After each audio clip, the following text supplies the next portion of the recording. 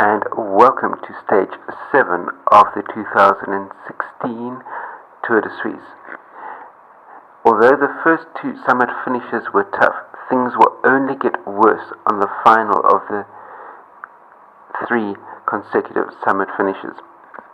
After a successful debut in 2015, the race will return to the brutally steep Rettenbach-Fernau, which is known as one of the hardest climbs in Europe. The climb was often visited by the now defunct Tour of Germany, but now seems to have become a popular feature within the Tour de Suisse since the Tour of Germany stopped operating.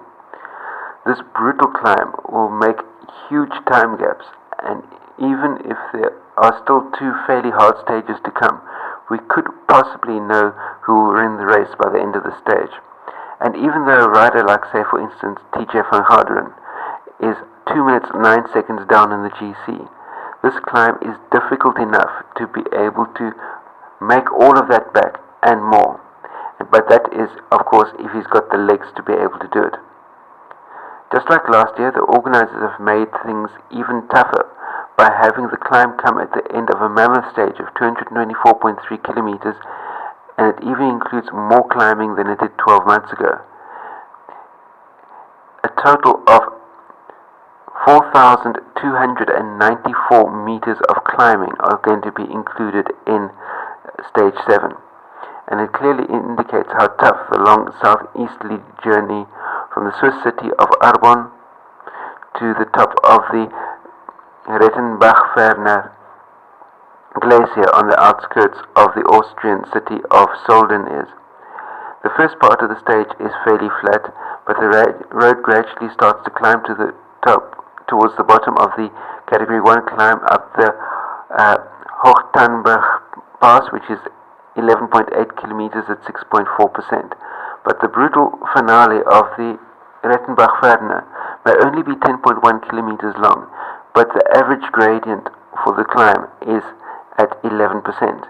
And again, just like in stage 6, the King of the Mountains Prime comes with 1,300 meters to go in the stage, because the last part of the climb up to the finish line is only at an average gradient of 8.8%.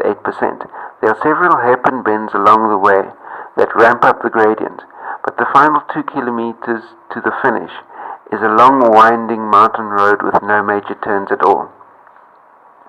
As I mentioned earlier, this climb made its debut in the 2015 Tour de Suisse, when Thibaut Pinot gauged his effort perfectly to come from a slow start before launching a lethal solo attack that not only rode himself into the stage victory, but the yellow jersey as well. Who will be the last man standing at the end of stage 7? Vamos a ver, we shall see. Remember to like, share and subscribe, and until we meet again, stay carved up for the win. See you next time. Cheers.